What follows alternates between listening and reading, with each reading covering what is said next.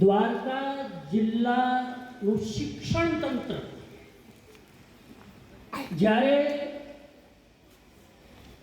ગીતા જયંતિનું આયોજન કરે ત્યારે મને એવું લાગે છે કે શિક્ષણ જગતમાં એક નવી ક્રાંતિ આવી શકે. આજે સૌથી વધારે જો કોઈ ક્ષેત્ર ઉપર જવાબદારી હોય તો એ શિક્ષણ તંત્ર ઉપર જવાબદારી છે.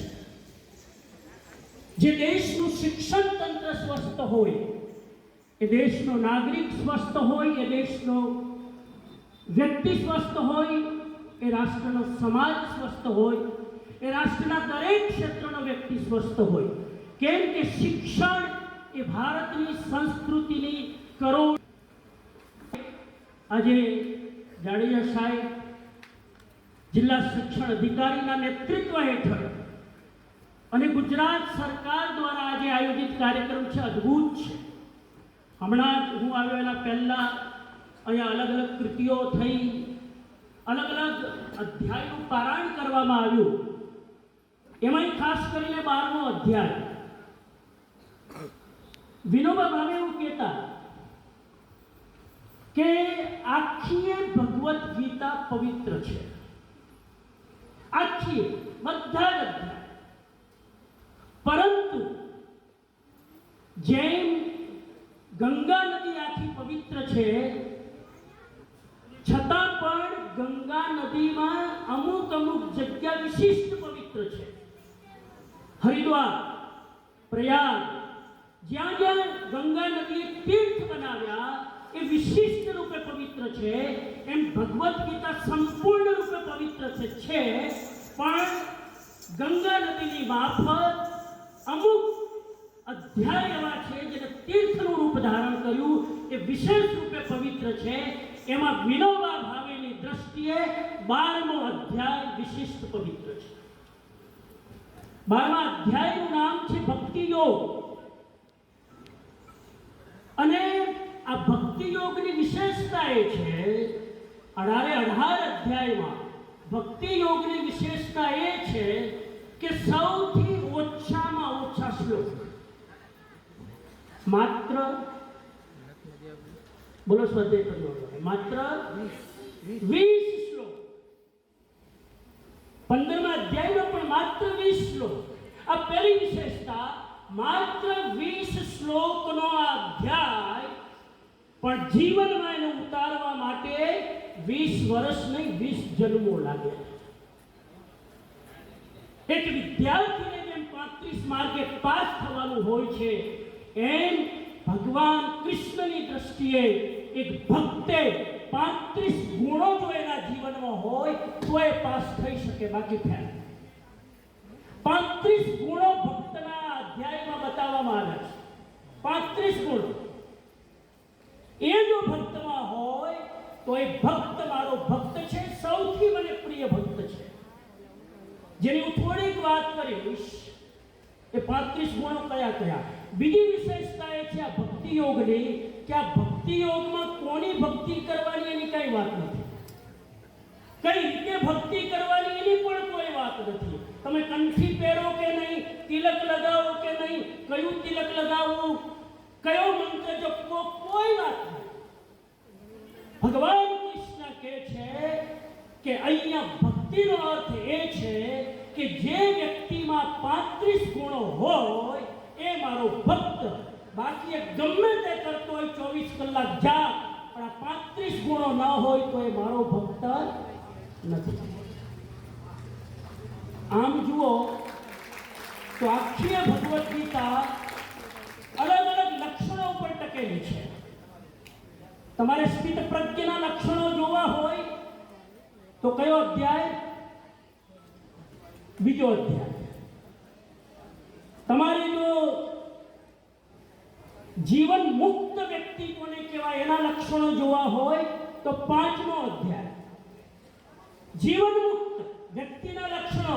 વ્યક્તિ જીવી રહ્યો છે, શ્વાસ લઈ રહ્યો છે, આપણી વચ્ચે બિરાજમાન છે, પણ છતાંય મુક્ત છે, બંધનથી ફ્રી છે, આવા વ્યક્તિના લક્ષણો જોવા હોય તો 5મો અધ્યાય, ભક્તના લક્ષણો જોવા હોય તો 12મો અધ્યાય, અને જ્ઞાનીના લક્ષણો જોવા હોય તો 14મો અધ્યાય. તમને હું બહુ શોર્ટમાં એક વસ્તુ કહી દઉં, આટલા બધા લક્ષણો કોણ યાદ રાખશે? એક સામાન્ય વાત કહી દઉં, કૃષ્ણની મજેદાર વાત એ છે, આ બધા જ લક્ષણોનો જો તમે અભ્યાસ કરશો ને તો બધા જ એકબીજાને મળતા આવે છે, કોઈ ભેદભાવ નથી. તમે ભક્ત બની જાઓ તો યોગી બની જાઓ, તમે યોગી બની જાઓ તો સ્થિત પ્રજ્ઞ બની જાઓ, તમે સ્થિત પ્રજ્ઞ બની જાઓ તો જીવન મુક્ત બની જાઓ, કેમ કે બધા જ લક્ષણો એકબીજાને ઓવરલેપ કરે છે. એટલે અહીંયા અમુક પ્રકારના લક્ષણો ફિઝિકલી દેખાતો હોય મારો ભક્ત, એની વાત કૃષ્ણએ નથી કરી. જેના જીવનમાં આટલા ગુણો હોય, 2-4 ગુણની વાત કરું તમને તો તમને ખ્યાલ આવશે. 2-4 ગુણ ખાલી. ભક્તનો પહેલો ગુણ છે, એકોર્ડિંગ ટુ 12મો અધ્યાય, ભક્તનો પહેલો ગુણ છે જેનામાં કોઈ પણ વ્યક્તિ પ્રત્યે દ્વેષ ન હોય, એ મારો ભક્ત છે. હવે રોજ માળા ફેરતા ને એ ચેક કરી લેજો. રોજ જે અધ્યાયનો સ્વાધ્યાય કરતા ચેક કરી લેજો. એક પણ વ્યક્તિમાં તમારા મનમાં દ્વેષ હોય તો ભગવાન કૃષ્ણ કહે છે તમે મારા પરમ ભક્ત નથી. કોઈના પ્રત્યે પણ દ્વેષ. તમે કહો તો બજારથી લાવીને બનાવી દો.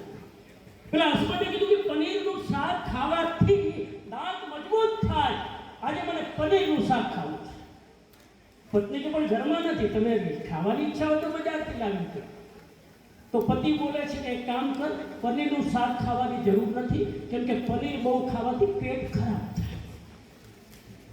હવે ભાઈ જરાક ચમકી, હમણાં કહેતા હતા કે દાંત મજબૂત થાય, પનીરનું શાક ખાવું છે, અને મેં કીધું નથી, તો કે ખાવાની જરૂર નથી, કેમ કે એનાથી પેટ ખરાબ થાય. પત્ની કે આ બેમાંથી હું કઈ વાત માનું તમારી? છેલ્લો ગુણ કહી દઉં, બાકી તો 35 ગુણ છે, એની ચર્ચા કરીશ તો પછી આખી શિબિર થઈ જશે, બીજા વક્તા સાથે અન્યાય થશે. મારા પછી એક ગુણ કહી દઉં, એ ગુણ એ છે મારો ભક્ત કોણ? ક્યાંય કૃષ્ણએ આખી ભગવદ્ ગીતામાં નથી લખ્યું કે આ પાઠ કરે મારો ભક્ત, આ ટીલા કરે મારો ભક્ત, પીતાંબર પહેરે કે શ્વેતાંબર પહેરે કે રક્તાંબર પહેરે મારો ભક્ત નહીં. કૃષ્ણએ ક્યાંય પણ ક્રિયાકાંડની વાત નથી કરી, કૃષ્ણએ ગુણોની વાત કરી છે.